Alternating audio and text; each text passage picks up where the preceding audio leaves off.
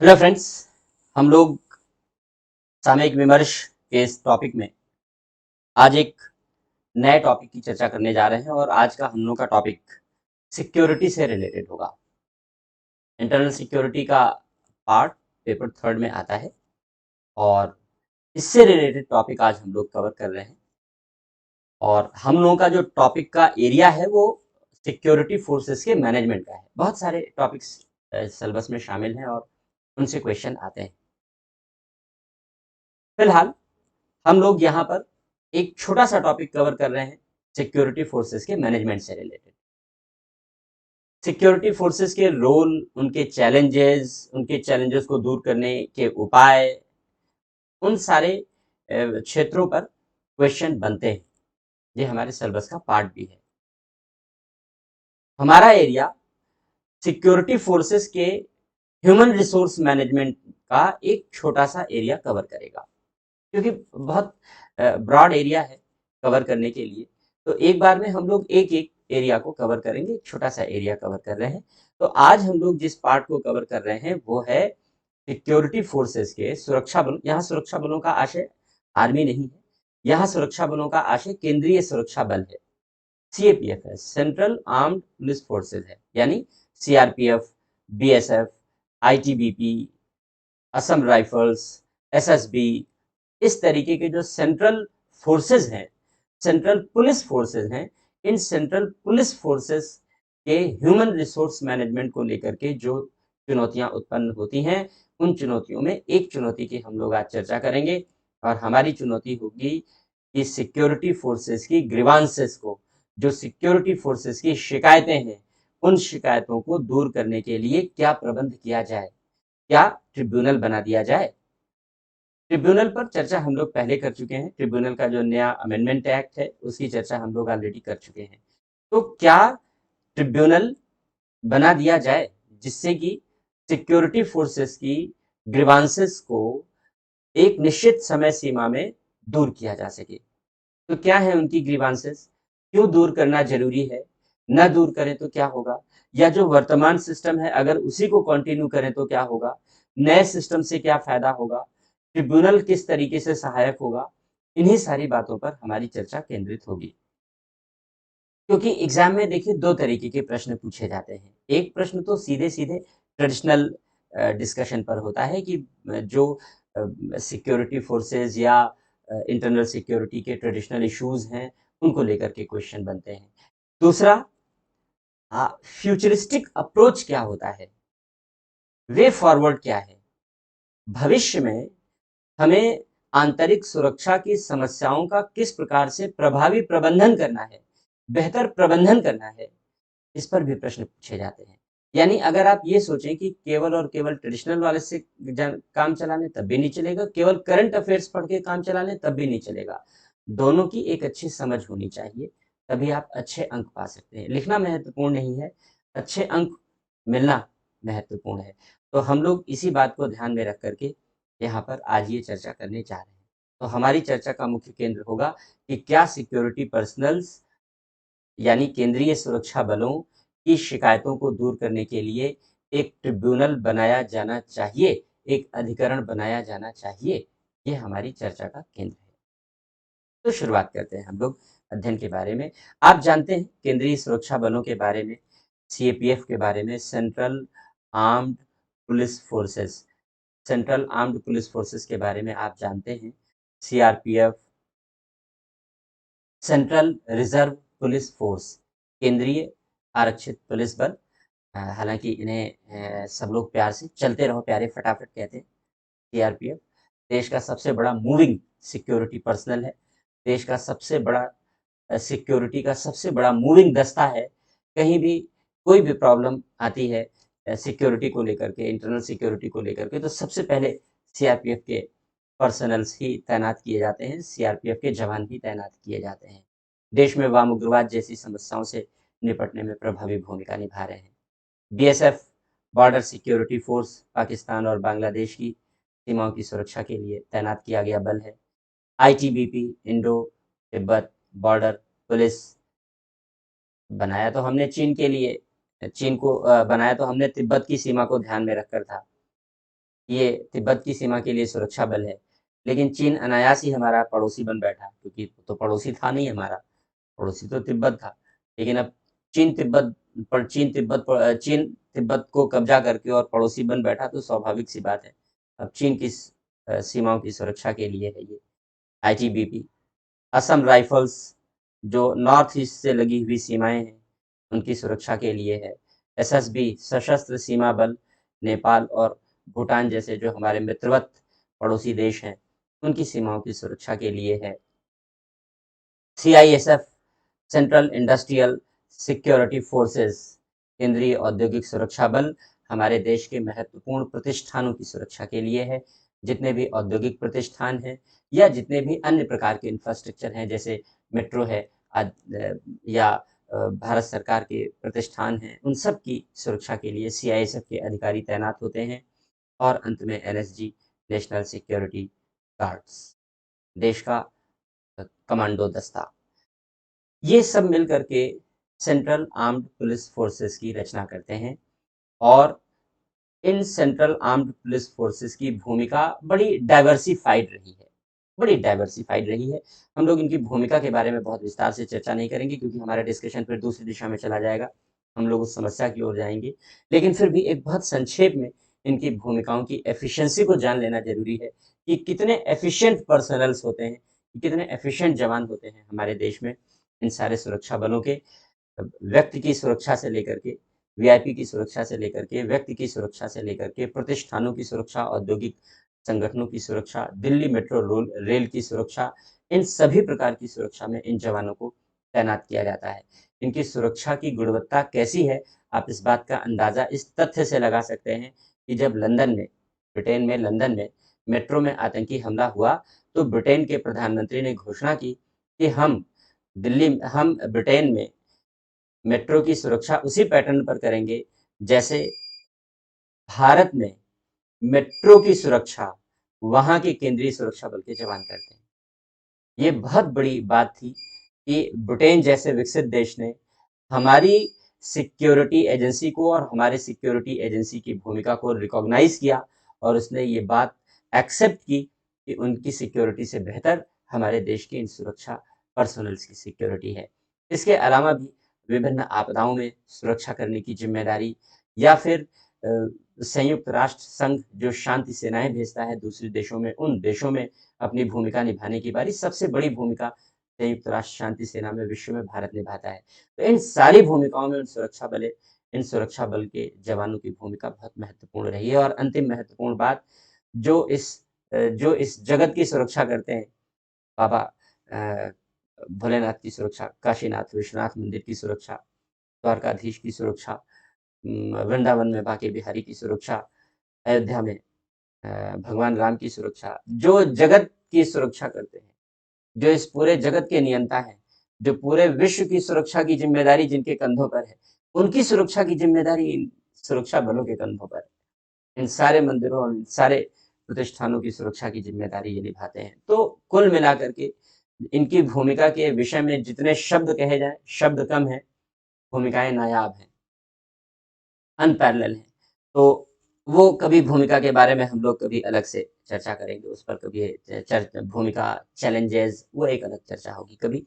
अभी हम लोग अपने मुद्दे पर शिफ्ट करते हैं, अपने मुद्दे की चर्चा करते हैं कि किस तरीके से हम लोग ट्रिब्यूनल की स्थापना की वकालत कर रहे हैं, या ट्रिब्यूनल की स्थापना क्यों करना चाहते हैं सिक्योरिटी फोर्सेस के मैनेजमेंट के लिए, या क्या इसके अलावा भी कोई और बेहतर विकल्प हो सकता है। किसी भी संस्था में जितने भी कर्मचारी काम करते हैं, उन कर्मचारियों का प्रबंधन ह्यूमन रिसोर्स मैनेजमेंट कहलाता है। पहले इसे कार्मिक प्रबंधन कहते थे, पर्सोनल मैनेजमेंट कहते थे। मैं कॉन्सेप्ट से पहले परिचित करा दूं आपको, संकल्पनाओं से भी। पर्सोनल मैनेजमेंट कहते थे, कार्मिक प्रबंधन कहते थे, जो किसी भी संगठन में काम करने वाले कर्मचारियों के भर्ती, प्रशिक्षण, पदोन्नति, पदों पर तैनाती, नियुक्ति, स्थानांतरण और छुट्टी इत्यादि, जो अन्य नाना प्रकार की सेवा शर्तों से जुड़े हुए, इनको सर्विस कंडीशन कहते हैं। भर्ती से लेकर के और सेवानिवृत्ति तक, रिक्रूटमेंट से लेकर के, भर्ती से लेकर के और सेवानिवृत्ति तक, रिटायरमेंट तक, जो विभिन्न प्रकार के कार्य संगठनों में किए जाते हैं, तो किसी भी कर्मचारी के संदर्भ में उन सारे कार्यों को उन सारे कार्यों के समूह को सेवा शर्तें कहते हैं, सर्विस कंडीशन कहते हैं। तो किसी भी कर्मचारी के सेवा शर्तों का प्रबंध करना, अर्थात भर्ती से लेकर के और सेवानिवृत्ति तक और उसके बाद मिलने वाली सुविधाओं तक का प्रबंध करना, ये पहले पर्सनल मैनेजमेंट अर्थात कार्मिक प्रबंधन कहलाता था। अब इसे हम लोग अब चूंकि नया युग है, नई शताब्दी है, नए कॉन्सेप्ट है, तो 1990 के डिकेड के बाद बड़ी तेजी से कॉन्सेप्चुअल शिफ्ट आया है और नए नए कॉन्सेप्ट डेवलप हुए हैं। तो उस कॉन्सेप्चुअल शिफ्ट में अब इस पर्सनल मैनेजमेंट को, अब इस कार्मिक प्रबंध को ह्यूमन रिसोर्स मैनेजमेंट कहते हैं। ह्यूमन रिसोर्स मैनेजमेंट कहते हैं।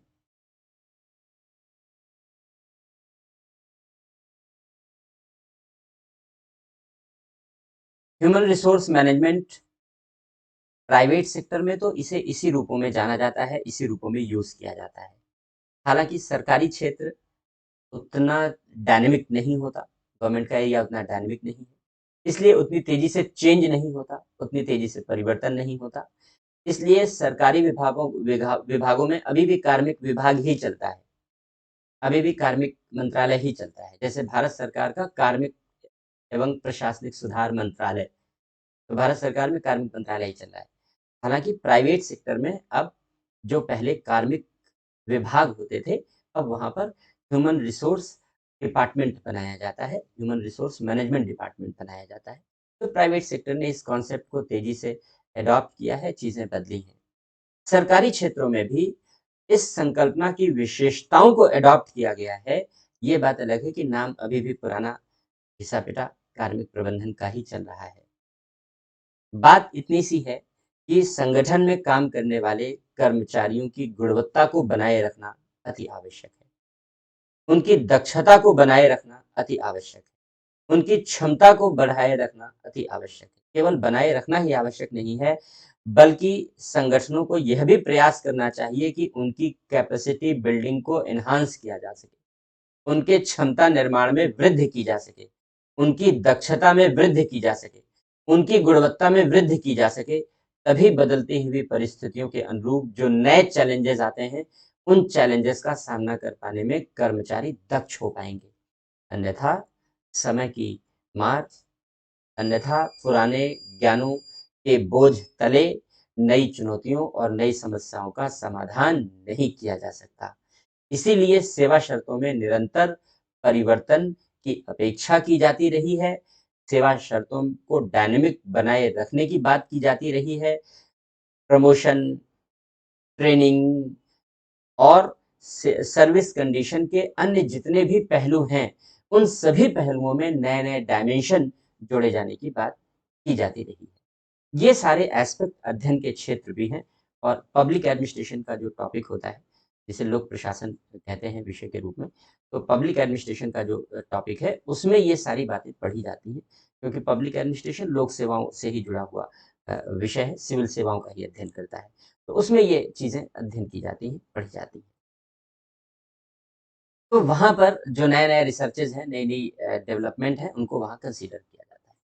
तो यहाँ पर ह्यूमन रिसोर्स मैनेजमेंट में, यानी पर्सनल मैनेजमेंट में, कार्मिक प्रबंधन में, या मानव संसाधन प्रबंध कहते हैं इसे, मानव संसाधन प्रबंध में अनेक संकल्पनाएं समाहित होती हैं, अनेक संकल्पनाएं शामिल होती हैं। इन संकल्पनाओं में या इसके अनेक पहलू शामिल होते हैं। इस पहलू में हमारा जो आज कंसीडरेशन है, वो केवल और केवल शिकायत निवारण है।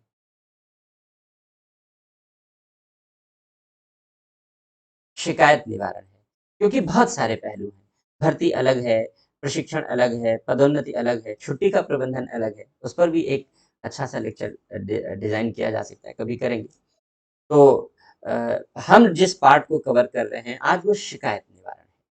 कि अगर किसी भी ग्रीवांस रिड्रेसल है। अगर किसी भी सुरक्षा बल के सदस्य को, चाहे वो इन सुरक्षा बलों में से किसी भी सुरक्षा बल का सदस्य हो, इनमें से किसी भी सुरक्षा बल का सदस्य हो, अगर उसको अपने नियोक्ता से, एम्प्लॉयर से कोई शिकायत है, उसे अपने वरिष्ठ अधिकारियों से कोई शिकायत है, सर्विस कंडीशन, शिकायत का मतलब पर्सनल फैमिली वाला नहीं, शिकायत का मतलब है सर्विस कंडीशन को लेकर कोई शिकायत है, उसकी शिकायत कैसे दूर होगी, उसकी शिकायत का निवारण कैसे किया जाए। जैसे छुट्टियां नहीं मिलती सिक्योरिटी पर्सनल्स को, हालांकि गृह मंत्रालय एक ड्राफ्ट तैयार कर रहा है, हो सकता है आगे कुछ दिनों में लागू हो जाए, आज की तारीख में तो अभी लागू नहीं हुआ है, कि जितने भी सिक्योरिटी पर्सनल्स हैं उनके लिए जो वर्ष भर में छुट्टी की समयावधि है वो बढ़ा दी जाए। ये एक अच्छी बात है, क्योंकि सिक्योरिटी पर्सनल्स की जो तैनातियां हैं वो बड़े दुर्गम क्षेत्रों में होती हैं और घर परिवार को वे समय नहीं दे पाते, घर की समस्याओं में भी शामिल नहीं हो पाते। कोई बीमार है, हॉस्पिटलाइज है, तब भी नहीं आ सकते। कोई ज़रूरत है घर में किसी विशेष अवसर पर, तभी नहीं पहुंच सकते।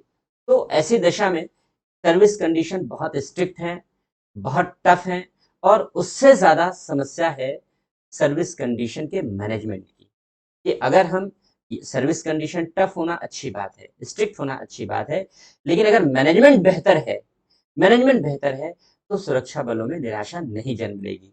जबकि विगत वर्षों में सुरक्षा बलों में सर्विस कंडीशन के पुअर मैनेजमेंट ने निराशा जन्म ली है, हताशा का विकास हुआ है, फ्रस्ट्रेशन डेवलपमेंट हुआ है, फ्रस्ट्रेशन का डेवलपमेंट हुआ है, और इस फ्रस्ट्रेशन के कारण आपने सुरक्षा बलों के जवानों को अपने ही अधिकारियों पर, अपने ही साथियों पर गोली चलाते देखा है, सुना है। ऐसी घटनाएं समाचार पत्रों में आती रही हैं। ये केवल और केवल फ्रस्ट्रेशन के कारण है, और ये फ्रस्ट्रेशन केवल और केवल सेवा शर्तों के कारण उपजता है। स्वाभाविक सी बात है कि ऐसी घटनाएं न घटे, ऐसी घटनाओं की बारंबारता समाप्त की जा सके, इसके लिए सिक्योरिटी पर्सनल्स के ह्यूमन रिसोर्स मैनेजमेंट पर फोकस करना होगा, ध्यान देना होगा। सरकार ध्यान देगी, गृह मंत्रालय के अधीन आते हैं, गृह मंत्रालय ध्यान देगा, लेकिन हम भी चर्चा करके और ऐसी बातों का विस्तार करके, प्रसार करके, और मंत्रालय तक या जितने भी अन्य एजेंसियां हैं उन तक अपनी बात पहुंचा सकते हैं, और आप में भी ये समझ विकसित कर सकते हैं कि सुरक्षा बलों का ऐसा प्रबंध क्यों आवश्यक है। क्वेश्चन भी पूछे जा सकते हैं एग्जाम में, और उसका आंसर भी लिख सकते हैं। तो हम लोग शिकायत निवारण की बात कर रहे हैं कि प्रमोशन को लेकर के शिकायत हो जाती है कि साथ का आदमी प्रमोट हो गया, वो व्यक्ति नहीं हो पाया। तैनाती को लेकर शिकायतें होती हैं, छुट्टी को लेकर के शिकायतें हैं, बहुत सारी बातें हैं जिन बातों को लेकर के शिकायतें होती हैं।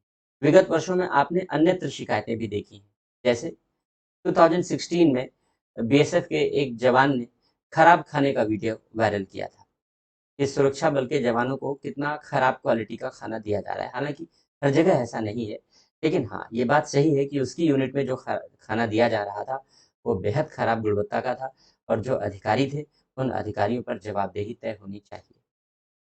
लेकिन हुआ क्या, आप जानते हैं, उसके उस वीडियो वायरल होने के कारण डिपार्टमेंटल इंक्वायरीज की गई।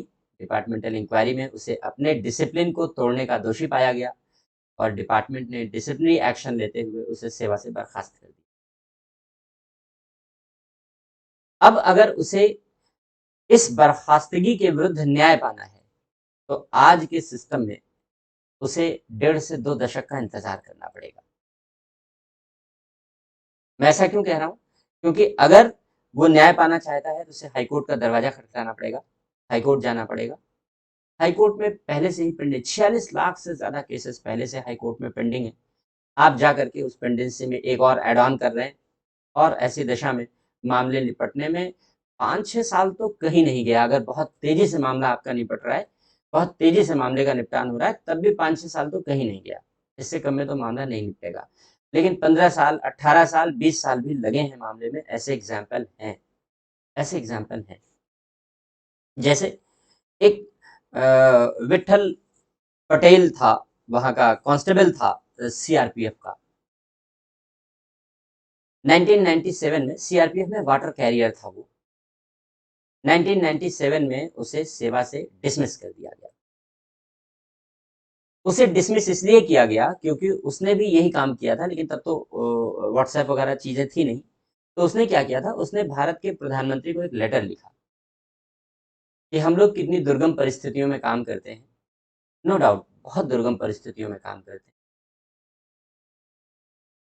उन दुर्गम परिस्थितियों में हमारे लिए जो सुविधाएं हैं वो अत्यल्प हैं, बहुत खराब है, और जो मैनेजमेंट है हमारी सुविधाओं का वो बहुत खराब है, थोड़ा बेहतर बनाया जाए। तो उसने इस बात की इस बात को लेकर के एक लेटर तत्कालीन प्रधानमंत्री को लिखा। प्रधानमंत्री ने वो लेटर उसका डिपार्टमेंट को रेफर कर दिया कि भाई देखो इस पर कार्यवाही करो और जो शिकायतें हैं शिकायत को दूर करो। शिकायत तो नहीं दूर की गई, लेकिन उस आदमी को दूर कर दिया गया। जो विट्ठल पटेल थे उसे दूर कर दिया गया। अच्छा शिकायत करते हो, चलो चलो घर बैठो। उसे डिपार्टमेंटल इंक्वायरी की गई। 3 से 6 महीने में डिपार्टमेंटल इंक्वायरी कंप्लीट हो जाती है, जो नॉन गेस्टेड ऑफिसर होते हैं। यही परंपरा है, यही तरीका है। और फटाफट डिपार्टमेंटल इंक्वायरी कंप्लीट करके उसे नौकरी से बर्खास्त कर दिया गया, डिसमिस कर दिया गया। जब नौकरी से डिसमिस कर दिया तो उसने गुजरात का रहने वाला था, उसने गुजरात हाई कोर्ट का सहारा लिया। उसने गुजरात हाई कोर्ट में केस फाइल किया कि जनाब हमने कुछ गलत नहीं कहा, हमने किसी की शान में कोई गुस्ताखी नहीं की, हमने अपनी मर्यादा का उल्लंघन नहीं किया, हमने केवल अपनी सर्विस कंडीशन से अवगत कराया कि हमारी जो रियल सर्विस कंडीशन है ये है, और अगर आप ध्यान नहीं देंगे तो हमारी सर्विस कंडीशन में सुधार कैसे आएगा। दुर्गम क्षेत्रों में ना तो पीने का अच्छा पीने के पानी की अच्छी व्यवस्था होती है, भोजन की भी व्यवस्था जैसे तैसे हो जाती है, सोने के लिए भी व्यवस्था नहीं मिल पाती, पर्याप्त नींद नहीं ले पाते। सीआरपीएफ के जवान जंगलों में दिन रात गश्त करते रहते हैं, भय भी रहता है कि किसी भी समय सो गए तो पता चला हमेशा के लिए सो गए, जो विरोधी हैं आके अटैक कर सकते हैं। जैसे वाम उग्रवाद के इलाके में काम कर रहे सुरक्षा बल के जवान हैं, सर्विस कंडीशन बहुत पुअर है, बड़े बड़े मच्छर हैं, मच्छरों को लगता है चलो मुझे बड़ा हृष्ट पुष्ट भोजन मिला है, इतना बढ़िया भोजन तो मुझे कहीं नहीं मिल सकता। तो सबसे ज्यादा मलेरिया के शिकार इस देश में अगर कोई होते हैं तो वो हमारे सीआरपीएफ के जवान होते हैं।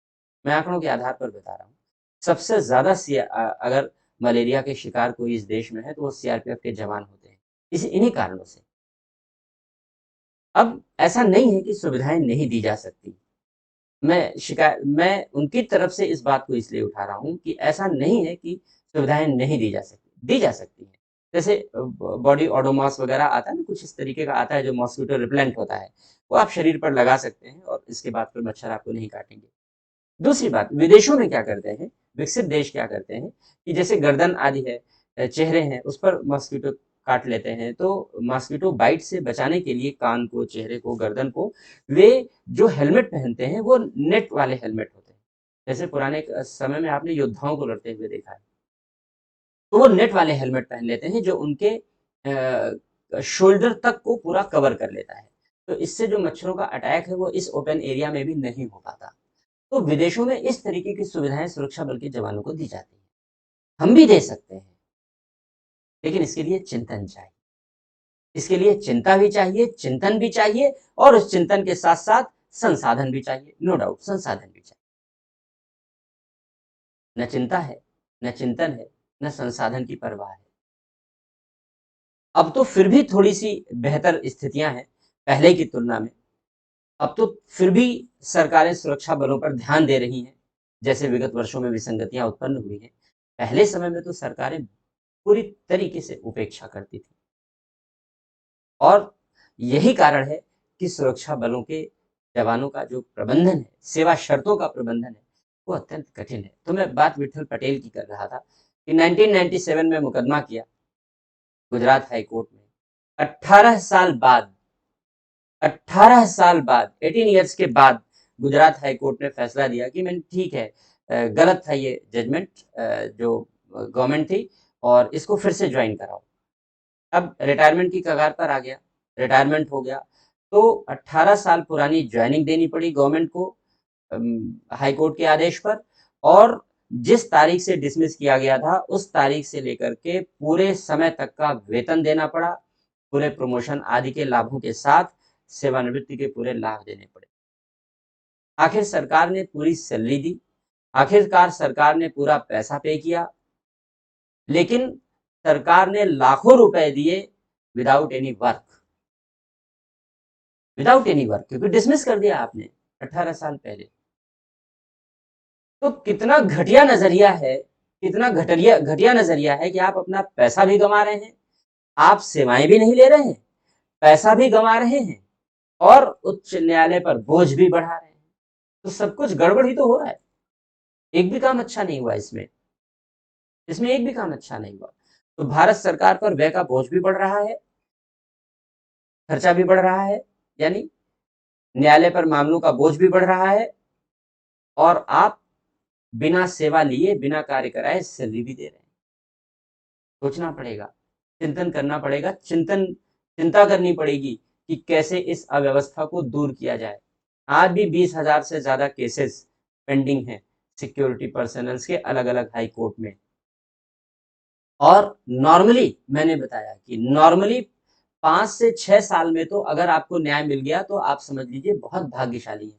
ये मत समझिएगा कि मैं हाईकोर्ट की आलोचना कर रहा हूँ या उसकी अवमानना कर रहा हूँ।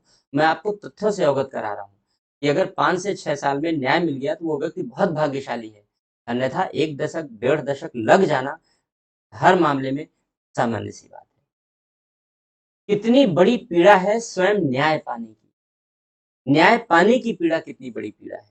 अगर इस प्रकार का वातावरण हम सुरक्षा बल के जवानों को उपलब्ध करा रहे हैं तो क्या सुरक्षा बल के जवान मोटिवेटेड होंगे?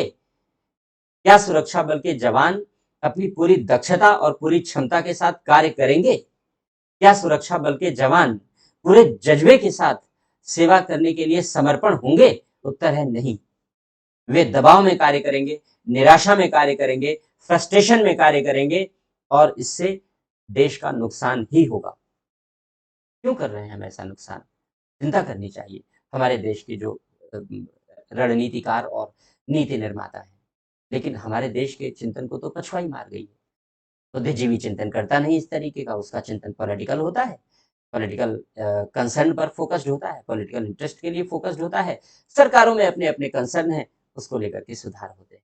जबकि सुधार के लिए हर छोटे छोटे पहलुओं को फोकस किया जाना जरूरी है, और उन पहलुओं को तो जरूर फोकस किया जाना जरूरी है जहां से हमारी सिविल सेवाएं, जहां से हमारे सुरक्षा बल के जवानों को मोटिवेटेड रहने का अवसर मिलता है। क्योंकि देश के लिए सुरक्षा के संदर्भ में जितनी कुर्बानी ये देते हैं, वो कुर्बानी हम आप या इस देश के सामान्य नागरिक नहीं देते। इसलिए इनकी सेवा शर्तों के संदर्भ में सबसे अधिक संवेदनशीलता सरकारों को दिखानी चाहिए। यही संदर्भ है हमारे अध्ययन करने का कि जो इनकी शिकायतें हैं, उन शिकायतों का निवारण कैसे हो। प्रमोशन को लेकर के, छुट्टी को लेकर के, तैनाती को लेकर के बहुत सारी शिकायतें उत्पन्न होती हैं। तो उन शिकायतों का निवारण कैसे किया जाए? शिकायतों का निवारण करना इसलिए भी आवश्यक है क्योंकि अगर शिकायतों का निवारण नहीं करेंगे तो सुरक्षा बलों में भर्ती के प्रति लोगों में रुचि घटेगी। एक अध्ययन ये दर्शा रहा है कि विगत वर्षों में जो केंद्रीय सुरक्षा बलों में भर्ती के प्रति लोगों का रुझान था वो घटा है, रुझान घटा है। अब 14 लाख टोटल जो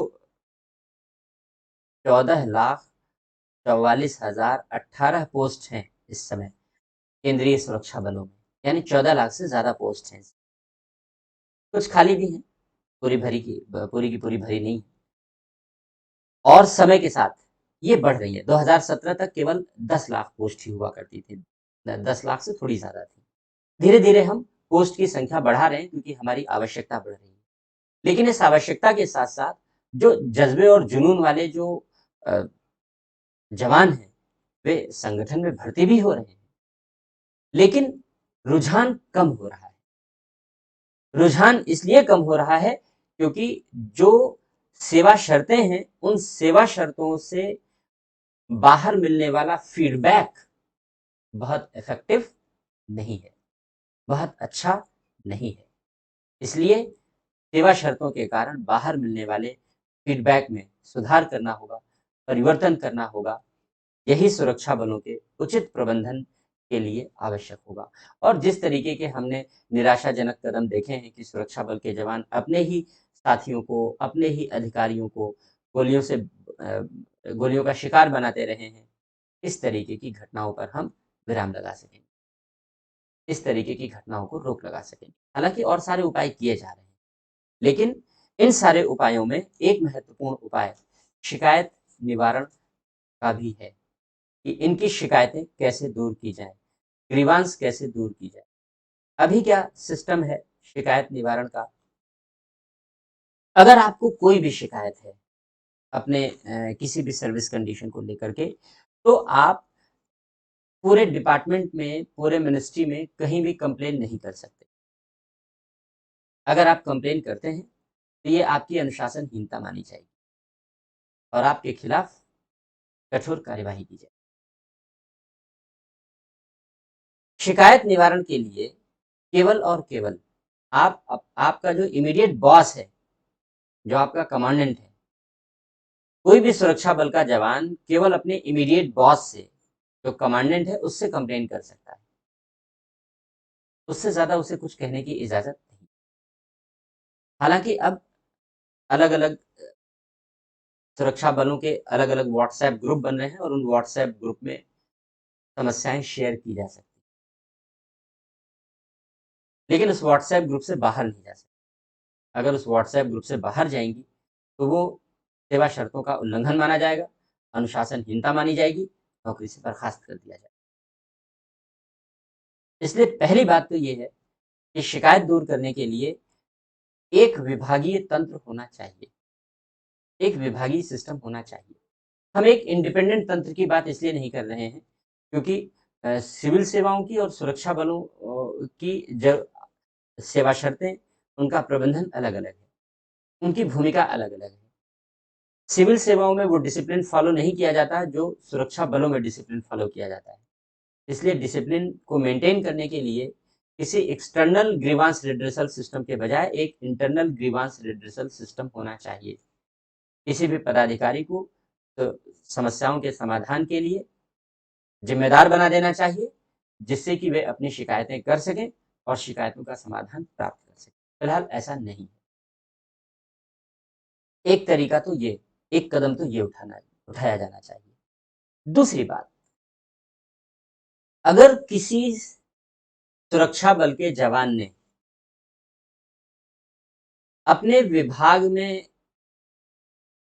होने वाली किसी भी अनियमितता के कारण या अपने साथ होने वाले किसी भी अनियमितता के कारण समय पर प्रमोशन नहीं मिला, या साथ वाला प्रमोट हो गया, वो रह गया, प्रमोशन गलत तरीके से हो गया, तैनाती गलत तरीके से हो गई, इत्यादि, अगर उसकी सेवा शर्तों से लेकर इस प्रकार की कोई शिकायतें हैं, तो वह उन शिकायतों का समाधान पाने के लिए उसके पास एक उचित मंच होना चाहिए, एक उचित फोरम होना चाहिए।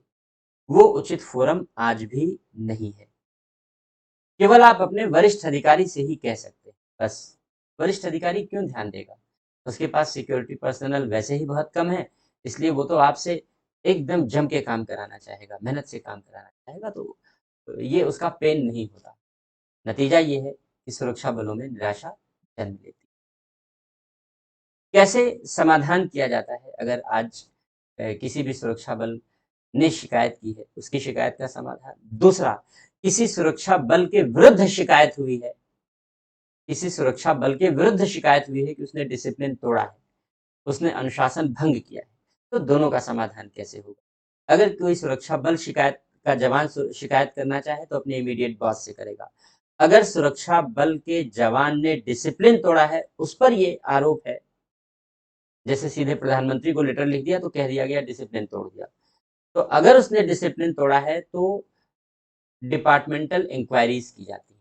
यही एकमात्र तरीका है। विभागीय जांच की जाती है, डिपार्टमेंटल इंक्वायरी की जाती है। ये डिपार्टमेंटल इंक्वायरी दो तरीके की होती है। एक तो नॉन गस्टेड ऑफिसर के लिए होती है,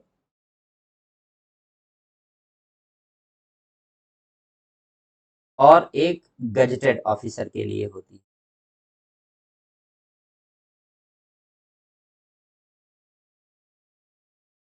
सामान्यतः नॉन गस्टेड को कर्मचारी कहने की परंपरा है, एम्प्लॉइज कहने की परंपरा है, जो लोग गस्टेड होते हैं उन्हें अधिकारी कहने की परंपरा है, ये परंपरा है, गलत है। अंग्रेजी परंपरा मेरे हिसाब से खत्म हो जाना चाहिए। फिलहाल नहीं खत्म हुआ है, आज भी ये बंटवारा चलता है। नॉन गस्टेड उन्हें कहते हैं जो कर्मचारी वर्ग है। इनकी नियुक्ति विभाग के मुखिया के द्वारा की जाती है।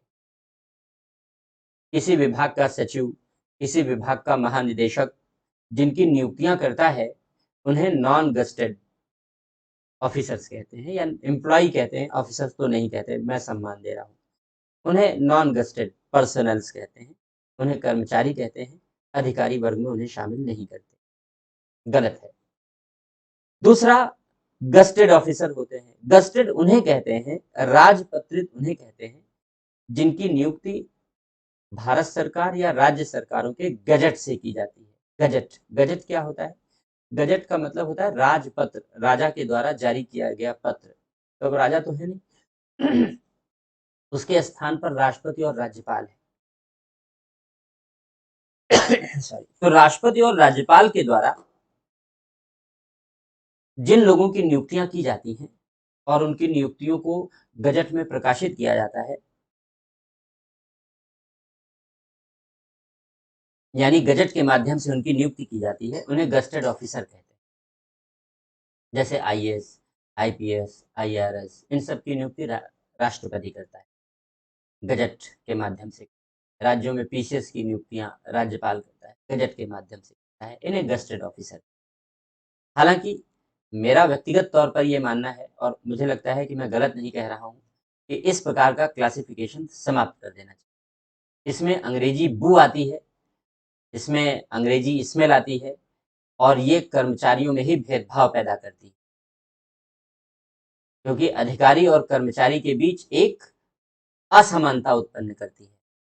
इसलिए इस असमानता उत्पन्न करने वाले अभिजात वर्गीय एलिटिस्ट कॉन्सेप्ट को, अभिजात वर्गीय संकल्पना को खत्म करने की जरूरत है, समाप्त करने की आवश्यकता। और जितने भी सुधार संबंधी सिफारिशें पहले रही हैं इस देश में, उन्होंने इस प्रकार के वर्गीकरण को समाप्त करने की सिफारिशें की हैं। दुर्भाग्यवश हमारे देश में प्रशासनिक सुधारों को लेकर प्रभावी कदम नहीं उठाए गए हैं, इसलिए इस प्रकार के वर्गीकरण आज भी प्रचलन में हैं। लेकिन ऐसा वर्गीकरण खत्म किया जाना शीघ्रातिशीघ्र आवश्यक है। ये अंग्रेजी जमाने का वर्गीकरण था, क्योंकि गस्टेड ऑफिसर केवल अंग्रेज होते थे, या भारत के वो लोग होते थे जो बहुत संभ्रांत परिवार से आते थे, जिनके परिवार के लोग अंग्रेजों की मदद करते थे, तो उन लोगों को गस्टेड अफसर कहते थे। और जितने अन्य भारतीय होते थे जिनसे काम करवाया जाता था, क्षेत्रों में काम करवाया जाता था, वे कर्मचारी होते थे, उनको नॉन गस्टेड कहते। तो अंग्रेजों ने ये भेदभाव जताने के लिए ये वर्गीकरण किया था। अब ऐसे भेदभाव की आवश्यकता और प्रासंगिकता दोनों समाप्त हो चुकी है, इसलिए इस प्रकार का वर्गीकरण भी खत्म होना चाहिए। ऐसे बहुत सारे सुधार के पहलू हैं। फिलहाल चूंकि चर्चा आई, इसलिए मैंने यहाँ पर ये स्पष्टीकरण दे दिया। तो अभी भी दोनों के बीच भेद है। तो जो नॉन गस्टेड होते हैं, यानी अराजपत्रित होते हैं, यानी राज्यपाल और राष्ट्रपति इनकी नियुक्तियां नहीं करता, यानी sub inspector, constable, head constable, ऐसे लोग होते हैं, इन सब की इन सब के खिलाफ कोई भी डिपार्टमेंटल इंक्वायरी अगर शुरू की जाती है, कोई भी विभागीय जांच शुरू की जाती है, तो 3 से 6 महीने में नॉर्मल सरकमस्टांस में पूरी हो जाती है। अनुभवों के आधार पर मैं बता रहा हूं, जो डेटा है व्यवहार में। 3 से 6 महीने में ऐसे नॉन गस्टेड ऑफिसर्स की विभागीय जांच पूरी हो जाती है, और विभागीय जांच पूरी करके उसे पद से हटा देते हैं, नौकरी से निकाल देते हैं। जैसे मैंने विट्ठल पटेल का एग्जाम्पल दिया, जैसे 2016 में उस जो खराब खाने का वीडियो वायरल करने वाला जवान था, उसका एग्जाम्पल आप ले सकते हैं। नाना प्रकार के एग्जाम्पल हैं, बहुत सारे, हजारों एग्जाम्पल हैं। तो फटाफट डिपार्टमेंटल इंक्वायरी होती है, तेज होती है, क्योंकि ये कर्मचारी है, ये अधिकारी नहीं है, इसलिए इसे प्रोटेक्शन कम है, और जल्दी जांच होती है, जल्दी नौकरी से निकाल दिया जाता है। दूसरी ओर जो गस्टेड ऑफिसर होते हैं, जो राजपत्रित अधिकारी होते हैं, राजपत्रित अधिकारियों की डिपार्टमेंटल इंक्वायरी में औसतन on an average 5 to 6 years लगते हैं। ये मैं मंथ की बात कर रहा हूँ। गैप देखिएगा जरा, गैप देखिएगा। क्यों ना इस देश का जो सुरक्षा बलों का जवान है, जो थोड़ा बहुत समझदार है, पढ़ा लिखा है, वो क्यों ना विद्रोही हो जाए। मैं विद्रोही नहीं बना रहा किसी को, लेकिन मैं कह रहा हूँ कि उसे शिकायत क्यों ना उत्पन्न हो, उसके मन में चिंता क्यों ना उत्पन्न हो। क्योंकि आप अभिजात वर्गीय पुरानी परंपरा के आधार पर एक तो भेदभाव कर रहे हैं, नॉन गस्टेड और गस्टेड जैसा आपने कॉन्सेप्ट बना रखा है, जिसकी इस वेलफेयर स्टेट में, इस प्रोग्रेसिव स्टेट में कोई जगह नहीं है, कोई स्थान नहीं होना चाहिए। ये पुअर ह्यूमन रिसोर्स मैनेजमेंट का एक एग्जाम्पल है। दूसरा एग्जाम्पल देखिए आप, कि जो कर्मचारी वर्ग है, उसके लिए अगर डिपार्टमेंटल इंक्वायरी शुरू होती है तो 3 से 6 महीने में कंप्लीट हो जाती है, उसे नौकरी से निकाल देते हैं। जो गस्टेड ऑफिसर है, उसकी गस्टेड ऑफिसर की डिपार्टमेंटल इंक्वायरी पूरी होने में लगभग 5 से 6 साल लगते हैं, वर्ष लगते हैं, उससे ज्यादा भी लग जाते हैं, जुगाड़ू है तो वो तो 8-10 साल लग सकते हैं, मिनिमम 5 से 6 साल लग जाते हैं। क्यों लग जाते हैं, समझिए इस बात को। जो नॉन गस्टेड है, क्योंकि यूपीएससी ने भर्ती नहीं किया, सीबीसी के दायरे में आता नहीं है, राष्ट्रपति और राज्यपाल से, राष्ट्रपति से कोई लेना देना नहीं है, तो डिपार्टमेंट का वरिष्ठ अधिकारी शुरू करता है, फटाफट उसने अपनी रिपोर्ट दी, और उस रिपोर्ट के आधार पर विभाग का ही वरिष्ठ अधिकारी जजमेंट ले लेता है, निर्णय ले लेता है, और उसे नौकरी से निकाल दिया जाता है। एक क्वाजी जुडिशियल प्रोसेस है ये एक अर्ध न्यायिक प्रक्रिया है। अर्ध न्यायिक प्रक्रिया का मतलब विभाग का वरिष्ठ अधिकारी ही न्याय कर रहा है, यानी है वो प्रशासनिक काम करने वाला, लेकिन न्याय देने का काम कर रहा है, क्योंकि डिपार्टमेंटल इंक्वायरी कमेटी का चेयरमैन है और डिसीजन ले रहा है। तो 3 से 6 महीने में ये काम फटाफट हो जाता है। लेकिन जब गस्टेड ऑफिसर इन्वॉल्व होता है, जैसे असिस्टेंट कमांडेंट है, उसकी भर्ती यूपीएससी कर रहा है, तो अब उसके खिलाफ कोई डिपार्टमेंटल इंक्वायरी होगी, तो अब मान के चलिए कि 5 से 6 साल तो लगना तय है, और बड़ा अधिकारी होगा तो साल और बढ़ जाएगा, तो उसका जुगाड़ भी बढ़ जाता है। तो कैसे ये डिले बढ़ता है, मैं आपको औपचारिक तरीका बता रहा हूँ, बाकी इनफॉर्मल तो अलग बात है कि क्यों ये डिले होता है 5 से 6 साल। देखिए, कौन कौन लोग इन्वॉल्व होते हैं। वो जो कर्मचारी है, जो दोषी है, डिलिंक्वेंट है, वो इन्वॉल्व होगा, दोषी व्यक्ति इन्वॉल्व होगा, यूपीएससी इन्वॉल्व होगा, संघ लोक सेवा आयोग क्योंकि भर्ती की थी, सेंट्रल विजिलेंस कमीशन इन्वॉल्व होगा, क्योंकि सीवीसी की रिकमेंडेशन के बिना कार्यवाही नहीं की जाएगी, सीवीसी जांच कराएगा, सीवीसी के अधीन सीबीआई काम करती है, सेंट्रल ब्यूरो ऑफ इन्वेस्टिगेशन काम करता है, सीवीसी सीबीआई को ऐसे मामलों में जांच का अधिकार देता है, या सीवीसी डिपार्टमेंटल इंक्वायरी करा लेती है। तो इस तरीके से यूपीएससी जांच करेगा, सीवीसी जांच करेगा, department of personal and training, Bharat सरकार का जो डीओपीटी है, यानी कार्मिक और प्रशिक्षण विभाग है, वह कार्मिक और प्रशिक्षण विभाग इन्वॉल्व होगा, यानी कार्मिक मंत्रालय इन्वॉल्व होगा, मिनिस्ट्री ऑफ होम अफेयर्स, गृह मंत्रालय इन्वॉल्व होगा, क्योंकि सारे सुरक्षा बल के जवान गृह मंत्रालय के अधीन काम करते हैं, ये सब इन्वॉल्व होंगे उसके खिलाफ कार्यवाही में, और सब एक एक साल ले लेते हैं, सब एक एक साल ले लेते हैं। और जब ये सब इन्वॉल्व होंगे, तो इनके इन्वॉल्वमेंट के बाद जा करके इंक्वायरी पूरी होगी, तो औसतन तेजी से काम हुआ तो 5-6 साल लग जाता है जांच पड़ताल करने। अब इनके इन्वॉल्वमेंट से क्यों इतना समय लग जाता है, वो भी देखिए आप। जिस सुरक्षा बल के अधिकारी को दोषी माना गया है, उसे अपना डिफेंस प्रस्तुत करने का मौका देते हैं, उसे अपना अपना बचाव करने का मौका देते हैं। अब अधिकारी है, वो कभी ऐसी मीटिंग के बुलाने पर जाता नहीं, कभी नहीं जाता, ना वो अपना रिप्रेजेंटेटिव भेजता है। वो कहता है सारे डॉक्यूमेंट तुम मुझे पोस्ट से भेजो, मैं जवाब दूंगा।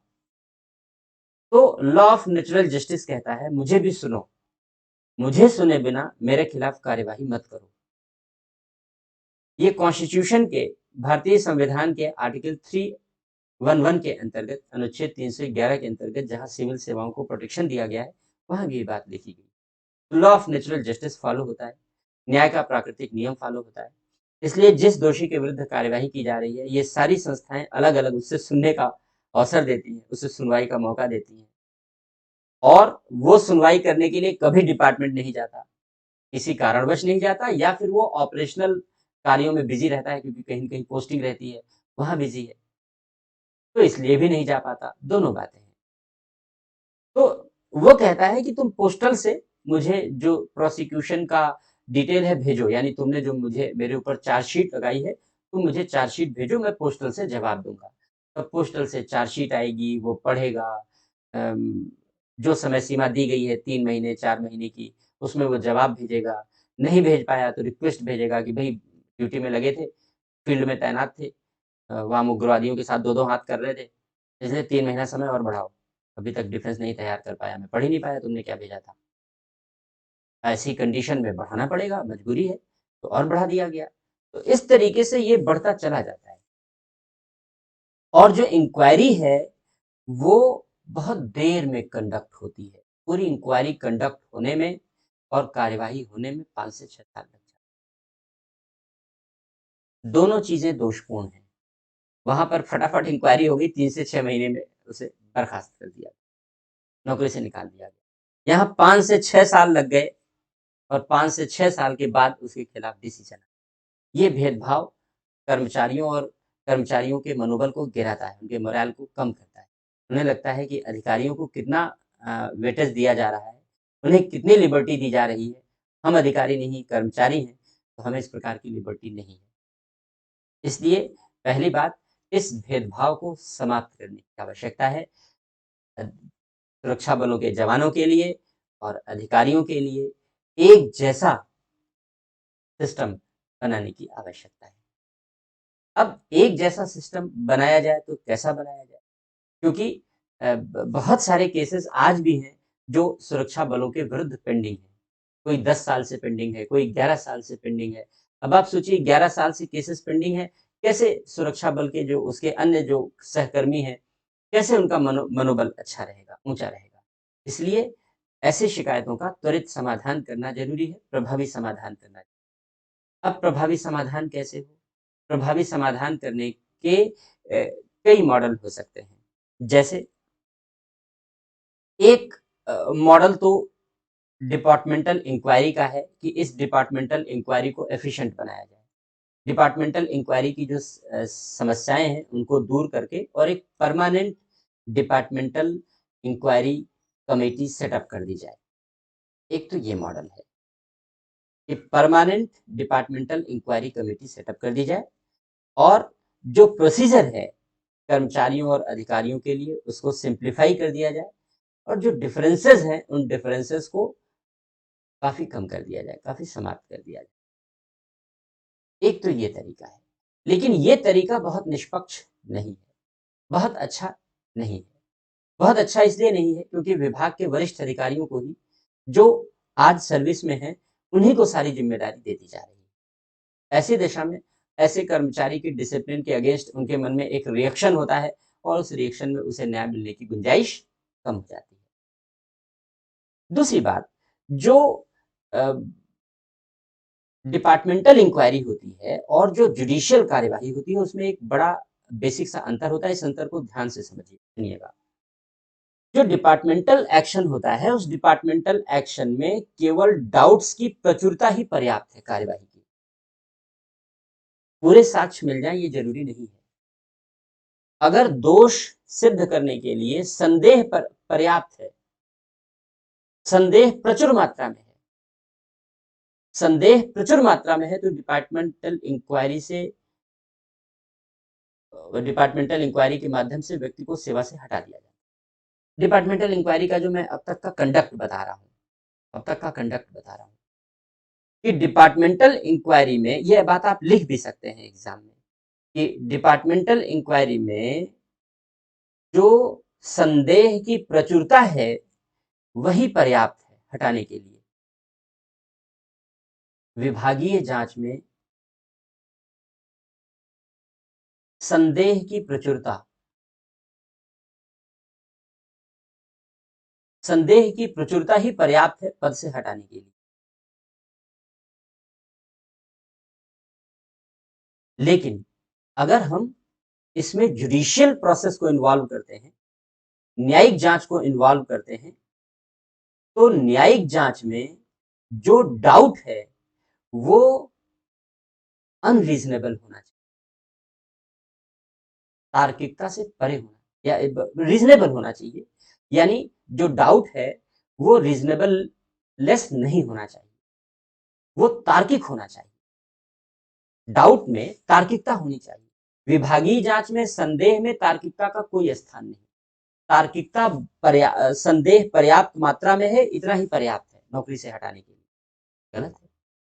जबकि जब न्यायिक जांच की जाती है तो चूंकि न्यायिक जांच में लॉ ऑफ नेचुरल जस्टिस और supremacy of law, rule of law, इन सब का पालन किया जाता है अच्छे तरीके से, इसलिए किसी भी न्यायिक जांच में पद से तभी हटाया जाता है जब डाउट्स रीजनेबल होते हैं, तार्किक होते हैं। Beyond reasonable ground, beyond reasonable ground कोई भी कार्यवाही नहीं की जा सकती।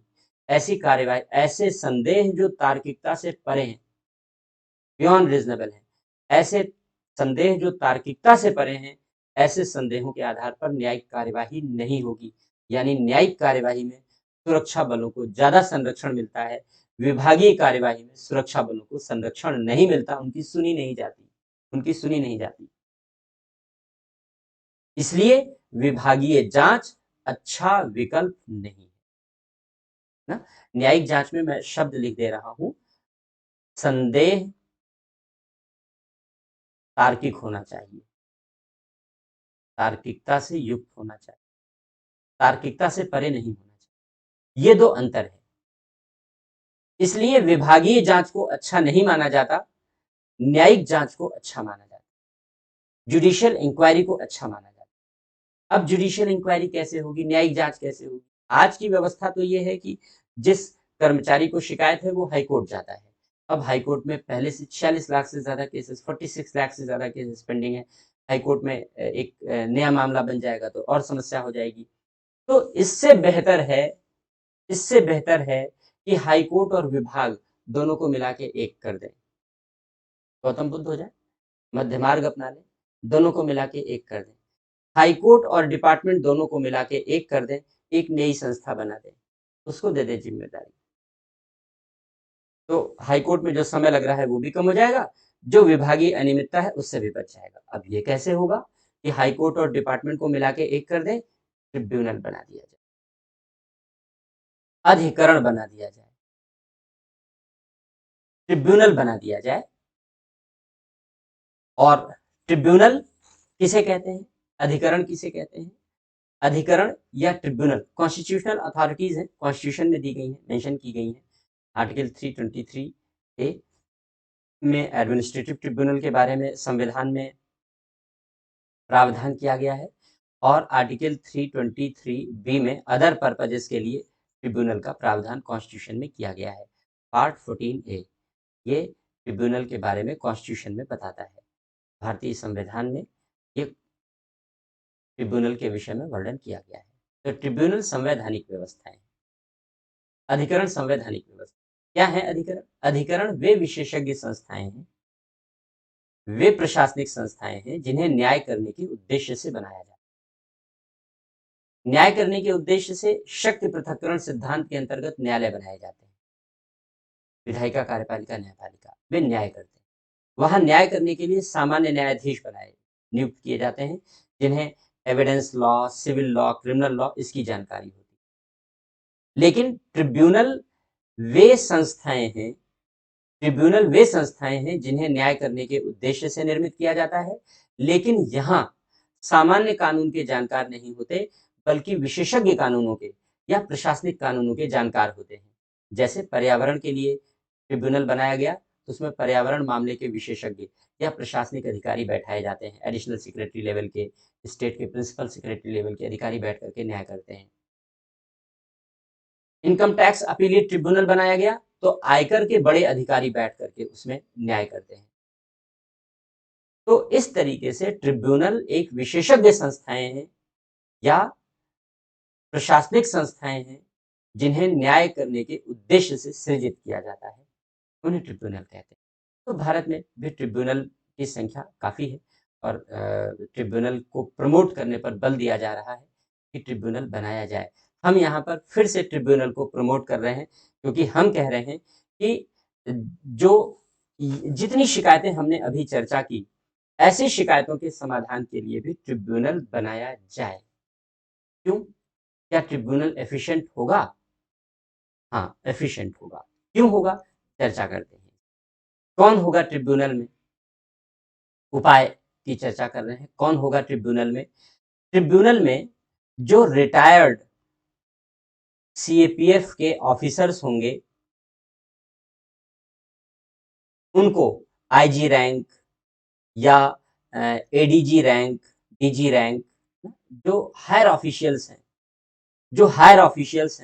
जो आईजी रैंक से रिटायर हुए हैं या डीजी रैंक, डायरेक्टर जनरल के rank, ADG additional director general, दोनों रैंक एक ही होती है, उस रैंक से रिटायर हुए हैं, ऐसे रैंक से रिटायर्ड ऑफिसर्स को ट्रिब्यूनल में न्यायाधीश के रूप में बैठाया जाए क्योंकि उन्हें अपने विभागीय कानूनों की बेहतर जानकारी होती है, विभागीय परिस्थितियों की जानकारी होती है, दोनों की बेहतर जानकारी, तो उन्हें बनाया जाए। प्लस हाई कोर्ट के रिटायर्ड जजेस को नियुक्त किया जाए। हाईकोर्ट के रिटायर्ड जजेस भी नियुक्त किए जाए। हाईकोर्ट के रिटायर्ड जजेस क्यों नियुक्त किए जाए? हाईकोर्ट के रिटायर्ड जजेस भी हर ट्रिब्यूनल की सुनवाई में शामिल रहेंगे, तो लॉ ऑफ नेचुरल जस्टिस को सुनिश्चित करना, रूल ऑफ लॉ को सुनिश्चित करना, ऐसे जो न्याय के मूलभूत सिद्धांत हैं उनको सुनिश्चित करना आसान होगा। और विभागीय कार्यवाहियों में हमने जो मनमानापन देखा है, उस मनमानेपन से हम ट्रिब्यूनल को बचा पाएंगे और इस प्रकार ट्रिब्यूनल विभागीय जांच और न्यायपालिका दोनों का मिश्रण होंगे, कोर्ट दोनों का मिश्रण, और इस प्रकार बेहतर भूमिका निभा पाने में समर्थ होंगे। जहां जहां हमने ट्रिब्यूनल की व्यवस्था अपनाई है, वे प्रभावी परिणाम देने में सहायक रहे हैं।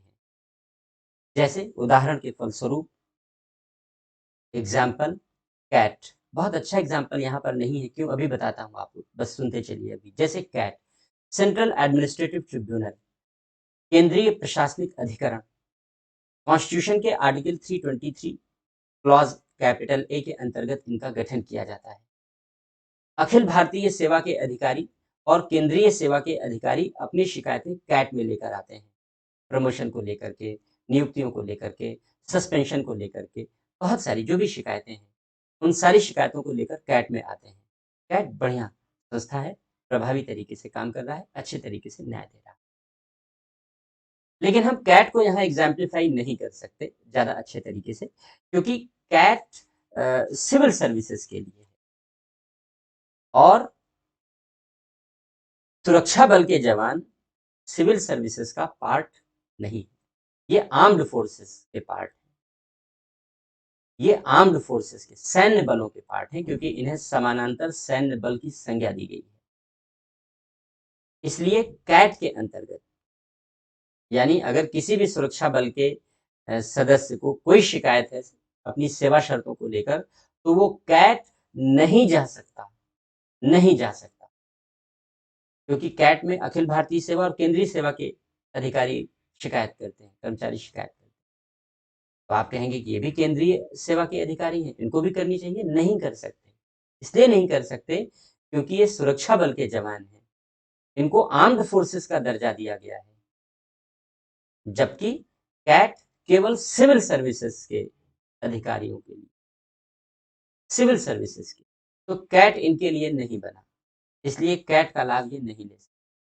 तो कैसा लाभ ले सकते हैं? एक दूसरा एग्जाम्पल हम दे करके ज़्यादा अच्छे तरीके से समझा सकते हैं। जैसे एएफटी बनाया गया है, ये क्या है? ये है armed forces tribunal. Armed forces tribunal बनाया गया है, ये आर्मी के लिए, एयरफोर्स के लिए और नेवी के लिए। हमारे देश की जो तीनों सेनाएं हैं, इन तीनों सेनाओं के सुरक्षा बलों, इन तीनों सेनाओं के सदस्यों को कमीशन को लेकर के, अपॉइंटमेंट को लेकर के, प्रमोशन को लेकर के, या सर्विस कंडीशन में किसी भी सर्विस कंडीशन को लेकर के कोई भी कंप्लेन है, कोई भी ग्रीवांस है, कोई भी शिकायत है, तो ऐसी शिकायत को आर्म्ड फोर्स ट्रिब्यूनल में ये दायर कर सकते हैं। आर्म्ड फोर्स ट्रिब्यूनल एक्ट बनाया गया था, पार्लियामेंट ने बनाया, और इस एक्ट के माध्यम से 2007 में ये 2007 में एक्ट बनाया गया, आर्म्ड फोर्सेस ट्रिब्यूनल एक्ट, और इसके माध्यम से आर्म्ड फोर्सेस ट्रिब्यूनल का गठन किया गया। 17 बेंचेस सैंक्शन की गई हैं पूरे देश में आर्म्ड फोर्सेस ट्रिब्यूनल की। फिलहाल अभी वर्तमान में 11 बेंचेस काम कर रही हैं। इसकी प्रिंसिपल बेंच, मुख्य बेंच दिल्ली में है। बाकी अदर स्टेट्स के साथ, जैसे लखनऊ है, जयपुर है आदि, अन्य स्टेट के साथ अलग अलग रीजनल बेंचेस भी बनाई गई हैं, और इस तरीके से प्रिंसिपल बेंच और कुछ रीजनल बेंचेस के साथ मिलकर के ये आर्म्ड फोर्स ट्रिब्यूनल काम कर रहा है। गठन के बाद थोड़ा डिले हुआ गठन, लेकिन अच्छा कदम है। गठन के बाद इसने मामले को सुनने में बहुत अच्छी भूमिका निभाई है। इसमें हाई कोर्ट के जजेस शामिल होते हैं। इसमें जो संरचना होती है, रिटायर्ड जजेस ऑफ हाई कोर्ट होते हैं। हाई कोर्ट के रिटायर्ड जजेस को शामिल किया जाता है, और सेना के जो रिटायर्ड ऑफिसर होते हैं, उनमें मिनिमम मेजर जनरल रैंक के अधिकारी को, मेजर जनरल रैंक के अधिकारी को शामिल किया जाता है, रिटायर्ड अधिकारियों को। और ये आर्म्ड फोर्स ट्रिब्यूनल आर्मी के अधिकारियों की शिकायतें, उनके विरुद्ध शिकायतें सुनता है और कार्यवाही के लिए निर्णय लेता है। बहुत इफेक्टिव व्यवस्था है। हालांकि पिछले दिनों में थोड़ी गड़बड़ी हुई है। गड़बड़ी इस कारण है क्योंकि जितने भी 11 बेंच हैं, न्यायाधीश के पद रिक्त हैं, भारत के मुख्य न्यायमूर्ति ने भी यह मुद्दा उठाया है कि ट्रिब्यूनल में बहुत सारे पोस्ट रिक्त हैं, तो उनकी भरपाई की जाए, उन्हें भरा जाए। कैसे भर्ती की जाती है ट्रिब्यूनल में, उसका अपना एक अलग क्राइटेरिया है। तो सुप्रीम कोर्ट की चीफ जस्टिस ने कहा है कि भर्ती तीव्र की जाए, तो आर्म्ड फोर्सेस ट्रिब्यूनल में भी इस समय फिलहाल आगे हो जाएगी, ये बात तय है। लेकिन अभी वैकेंसीज ज़्यादा हैं, उन वैकेंसीज के कारण केसेस पेंडिंग है और उनकी सुनवाई नहीं हो पा रही है। ये गलत है। वैकेंसीज भरी होनी चाहिए आर्म्ड फोर्सेस ट्रिब्यूनल में, जिससे केसेस की सुनवाई तीव्र हो सके, क्योंकि यह सेनाओं या सुरक्षा बलों के मनोबल से जुड़ा हुआ प्रश्न है। इसलिए सरकारों को यहाँ पर तीव्रता दिखानी चाहिए। लेकिन ये इतना उपेक्षित सा प्रश्न है कि सुरक्षा बलों के जवानों की शिकायतें दूर की जाएं। ये स्वतंत्रता के बाद से इतना उपेक्षित सा प्रश्न रहा है कि सरकारों ने इसे बहुत संवेदनशीलता से नहीं लिया है। ये माना ही जाता है कि सुरक्षा बल के जवान प्राणोत्सर्ग करने के लिए जन्मे। बेहद गलत बात है। कठिन परिस्थितियों में और कठिनाइयों में जीवन जीने के लिए जन्म लेते हैं। बेहद गलत बात है। समय बदला है, सोच बदलनी पड़ेगी, और मैनेजमेंट में को लेकर के जो छोटी-छोटी सी समस्याएँ हैं, उन छोटी-छोटी सी समस्याओं को, चैलेंजेस को सामने लाना पड़ेगा और उनके लिए कार्यवाही करनी पड़ेगी।